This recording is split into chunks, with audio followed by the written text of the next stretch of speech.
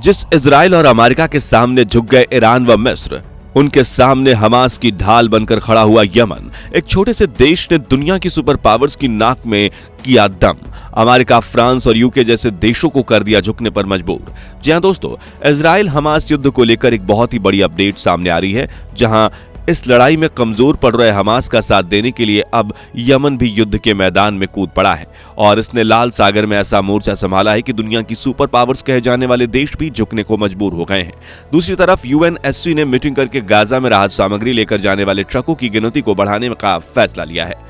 लेकिन क्या सिर्फ ट्रकों की गिनती बढ़ा देना ही गाजा के लोगों को राहत पहुंचाने के लिए काफी है? इस पर दुनिया भर में एक बहस छिड़ गई है।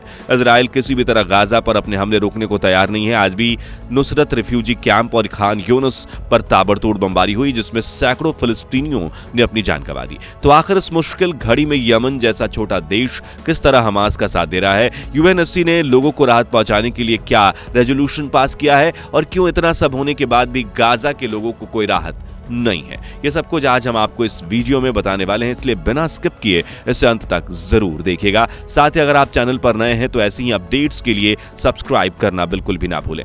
दोस्तों, सबसे पहले तो हम यहाँ के मौजूदा हालात आपको बताते हैं। जैसा कि आप में से काफी सारे लोग पहले से ही जानते हैं कि इजराइल और हमास के बीच चल रही इस लड़ाई में सबसे बुरा हाल गाजा और रहने वाले वहां के लोगों का हुआ है।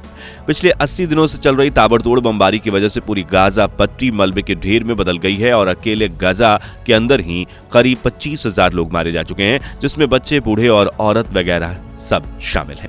जब ये लड़ाई शुरू हुई थी तब कई देशों ने सामने आकर कहा था कि वो इस युद्ध में फिलिस्तीन के साथ हैं और इजराइल का मुकाबला करने के लिए वो इस लड़ाई में हमास का पूरा साथ देंगे। इसमें ईरान, लेबनान और तुर्की जैसे कई देश शामिल थे। मगर आज इस लड़ाई को शुरू हुए 3 महीने होने जा रहे हैं और इनमें से किसी भी देश ने अपना वादा नहीं निभाया है।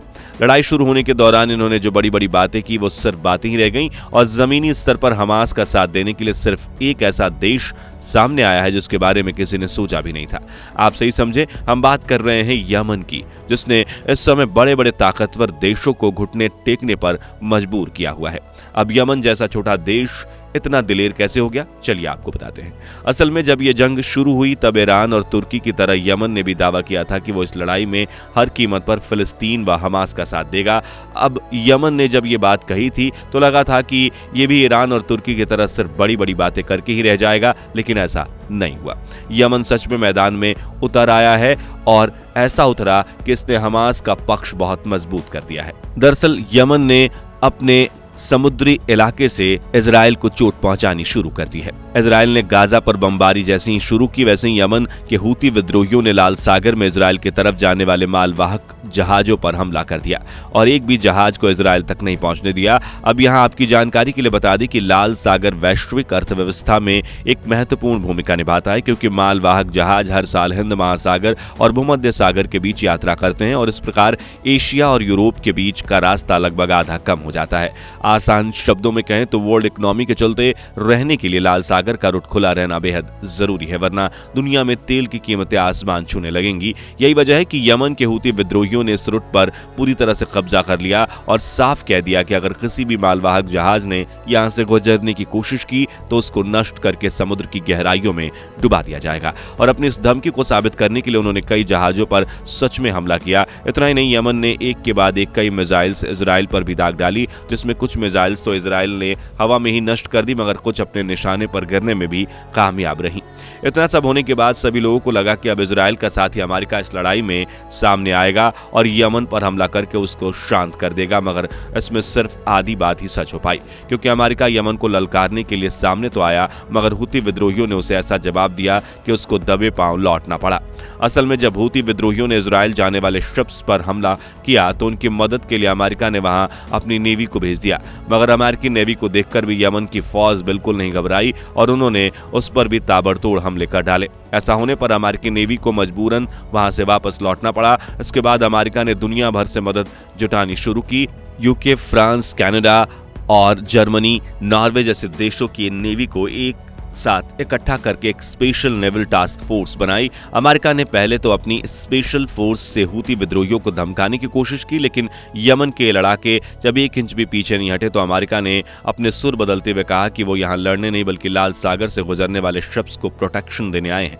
फिलहाल की बात करें तो इस समय हालात ये है कि खतरे को देखते हुए दुनिया की बड़ी बड़ी शिपिंग कंपनियों जैसे कि मेरेक्स, BP और हैपैग लेलियोग इत्यादि ने अपना कारोबार पूरी तरह से बंद कर दिया है। इन कंपनियों के काम बंद करने से यूरोप में कुछ ही महीनों के अंदर फ्यूल के दाम इतने ज्यादा बढ़ जाएंगे, बल्कि यूरोप के कुछ देशों में क्रूड ऑयल का प्राइस ऑलरेडी 3% तक बढ़ चुका है। यमन का प्लान है कि वो इजराइल और उसके साथियों को आर्थिक रूप से इतना नुकसान पहुंचा देगा कि ये देश खुद ही इजराइल को युद्ध रोकने पर मजबूर कर देंगे। और सूत्रों से खबर मिली है कि यमन के ऐसा करने की वजह से इजराइल पर युद्ध रोकने का इंटरनेशनल प्रेशर बढ़ना शुरू हो गया है, क्योंकि कोई भी देश ये नहीं चाहता कि दुनिया के 2 देशों की लड़ाई में उसकी अर्थव्यवस्था पर कोई फर्क पड़े। वैसे यमन की तरफ से इतना कठोर कदम उठाने का एक बड़ा कारण इजराइल द्वारा गाजा के लोगों पर की जा रही क्रूरता है, क्योंकि इजराइल की तरफ से जब बमबारी की जाती है तो आसमान से गिरने वाला बम ये नहीं देखता कि वो किसी नए बच्चे पर गिर रहा है या 80 साल के बूढ़े पर। यानी इस युद्ध में किसी पर कोई रहम नहीं किया जा रहा। और जैसा कि हमने बताया, अभी इजरायली सेना ने नुसरत रिफ्यूजी कैंप और खान यूनुस शहर को अपना निशाना बनाया है, जहां ताबड़तोड़ एयर स्ट्राइक होने की वजह से 150 लोगों ने अपनी जान गंवा दी है। और ये कोई आज की नई कहानी नहीं है, बल्कि गाजा में ये कहानी पिछले 80 दिनों से हर रोज दोहराई जा रही है। यही कारण है कि दुनिया के कई देश जितना जल्दी हो सके इस युद्ध को रुकवाने की कोशिश में लगे हुए हैं। और सिर्फ देश ही नहीं बल्कि कई अंतर्राष्ट्रीय संगठन जिसमें UNSC यानी यूनाइटेड नेशंस सिक्योरिटी काउंसिल भी शामिल है। असल में पिछले कई दिनों से UNSC द्वारा एक मीटिंग रखने की बात चल रही है, जिसमें इस युद्ध के अंदर सीज फायर होना चाहिए या नहीं इस पर वोटिंग की जाएगी, मगर बार बार अड़चन आने की वजह से मीटिंग को आगे बढ़ा दिया जा रहा है। असल में UNSC ने इस मुद्दे पर एक मीटिंग कुछ दिनों पहले की थी, मगर उस मीटिंग में अमेरिका ने सीज फायर के खिलाफ वोट करके इस युद्ध को खत्म करने से रोक दिया था।